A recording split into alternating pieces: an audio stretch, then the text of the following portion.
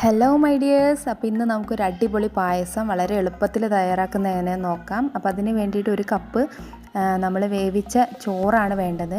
അപ്പോൾ ചോറ് നല്ല വെന്തതാണെങ്കിൽ അതാണ് ഏറ്റവും നല്ലത്. അങ്ങനെയല്ല എന്നുണ്ടെങ്കിൽ ഒന്ന് ക്രഷ് ചെയ്തിട്ട് ചേർക്കുക, അല്ലെങ്കിൽ വെന്ത ശേഷം ഒന്ന് ക്രഷ് ചെയ്തെടുക്കാം. അപ്പോൾ ഞാൻ വെന്ത ശേഷമാണ് ക്രഷ് ചെയ്യുന്നത്. അപ്പോൾ ഞാൻ കാണിക്കാം അത്. പിന്നെ അതിലേക്ക് വേണ്ടത് ഒരു 5 ടേബിൾ സ്പൂൺ പാൽപ്പൊടിയാണ്. അപ്പോൾ നിങ്ങൾ ശ്രദ്ധിച്ചിട്ടുണ്ടാവും, ഞാൻ വലിയ കുക്കറാണ് എടുത്തിട്ടുള്ളത്. അത് വേറൊന്നും കൊണ്ടല്ല, ഇത് തിളയ്ക്കുന്ന സമയത്ത് തൂവി പോവാതിരിക്കാനാണ്. അപ്പോൾ നിങ്ങൾ വലിയ കുക്കർ തന്നെ എടുക്കുകയാണെങ്കിൽ ഏറ്റവും നല്ലത് അതാണ്. അതുപോലെ തന്നെ ചോറ് എടുക്കുന്ന സമയത്ത് നന്നായിട്ട് വെന്ത ചോറാണ് ഏറ്റവും നല്ലത്. അങ്ങനെയല്ല എന്നുണ്ടെങ്കിൽ നിങ്ങൾ ചെറുതായിട്ടൊന്ന് ക്രഷ് ചെയ്ത് ചേർക്കുക, ഞാൻ നേരത്തെ പറഞ്ഞു.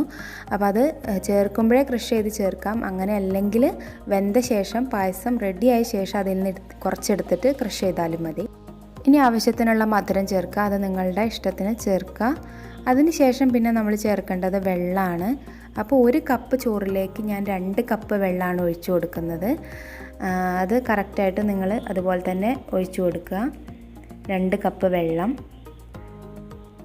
ഇനി നമ്മുടെ പായസത്തിന് നല്ലൊരു ഫ്ലേവർ കിട്ടാൻ വേണ്ടി 3 ഏലക്കായ ചതച്ചത് ചേർക്കുന്നുണ്ട്. അതുകൂടെ ചേർക്കണം, അപ്പോഴാണ് നല്ലൊരു ടേസ്റ്റ് കിട്ടുക. പിന്നെ അതിലേക്ക് ഇത്തിരി ഉപ്പ്, ആ മധുരം ഒന്ന് ബാലൻസ് ചെയ്യാൻ വേണ്ടിയിട്ട് ഉപ്പ് കൂടെ ചേർത്തിട്ട് ഫ്ലെയിം ഓൺ ചെയ്തിട്ട് നമ്മുടെ കുക്കർ അതിൽ വയ്ക്കുക.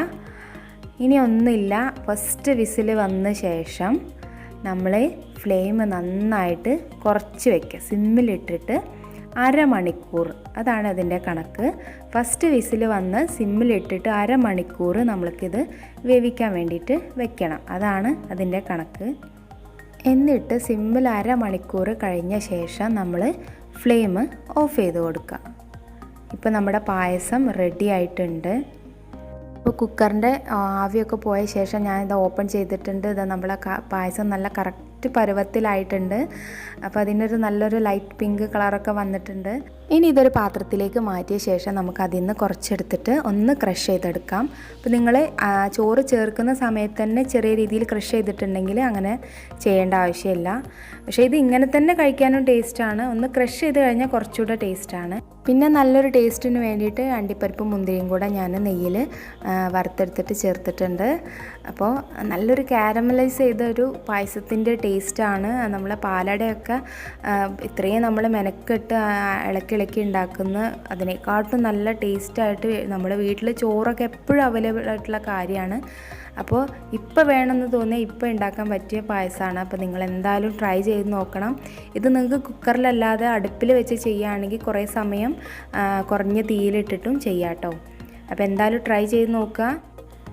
അപ്പോൾ ഇനി നമുക്ക് അടുത്ത വീഡിയോയിൽ കാണാം. അതുവരേക്കും ബൈ, താങ്ക് യു.